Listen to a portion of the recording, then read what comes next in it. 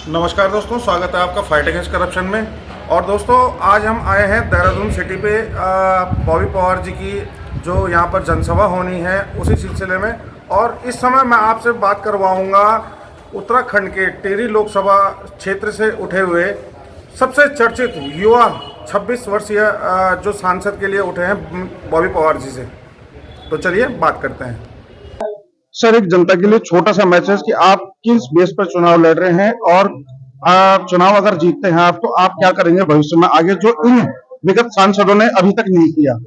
देखिए, जनता के लिए ये मैसेज है कि हम उन मुद्दों पर ही चुनाव लड़ रहे हैं जिन मुद्दों के लिए हम सड़कों पर लड़ रहे हैं।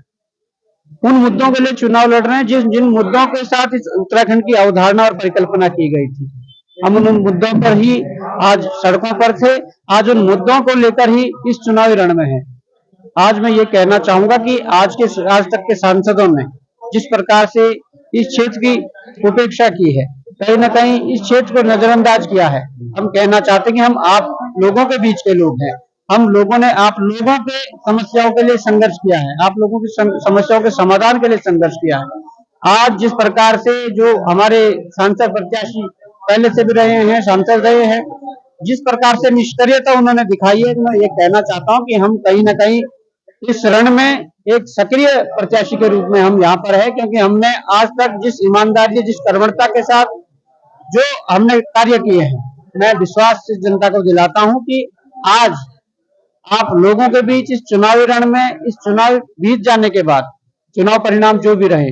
हम आज यहीं पर ये संकल्प ले रहे हैं कि इस प्रदेश की बेहतरी के लिए, इस प्रदेश की बेहतरी के लिए सड़क से लेकर संसद तक आवाज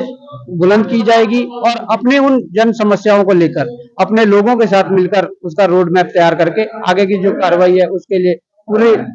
बढ़ चढ़कर इस लड़ाई में हिस्सा लिया जाए। की लड़ाई है कि वो बहन अंकिता भंडारी प्रकरण हो, उस प्रकरण में मैं ये बताना चाहूंगा कि भाई, जब आप पाक साफ हो, जब यहाँ के कुछ अधिकारी, कुछ विधायक, कुछ जो सरकार के लोग हैं जो इसमें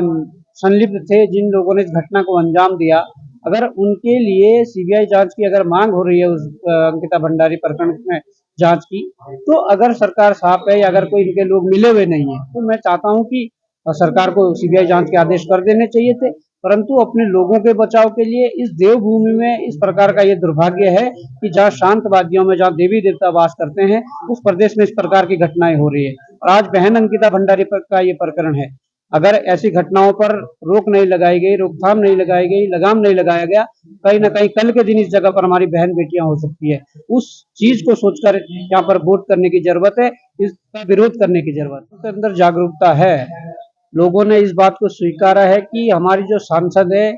वो जिस प्रकार से निष्क्रिय है, 3-3 बार के सांसद, लोग कह रहे हैं कि 100 दिन की उपस्थिति उनकी 3 कार्यकालों में क्षेत्र में नहीं है। लोग कह रहे हैं कि जिस प्रकार से सांसद निधि क्षेत्र के विकास के लिए आती है, कहीं ना कहीं वो सांसद निधि भी वापस लैप्स करवा रही है, वापस भेज रही है। जो पैसा यहाँ के अस्पतालों के जीर्णोद्धार में लगना था, या उन शिक्षा संस्थान जो पहाड़ों में जो आज बदहाल स्थिति में है, या जो और समस्याएं जो है, जिन गांवों को गोद लिया गया था, उन गांवों को के विकास कार्य में लगना था, कहीं ना कहीं वो पैसा वापस भेजकर यहाँ की जनता के साथ धोखा हो रहा है या इस प्रदेश के साथ धोखा हो रहा है। आने वाले निकट भविष्य के लिए आपको शुभकामनाएं। धन्यवाद साहब।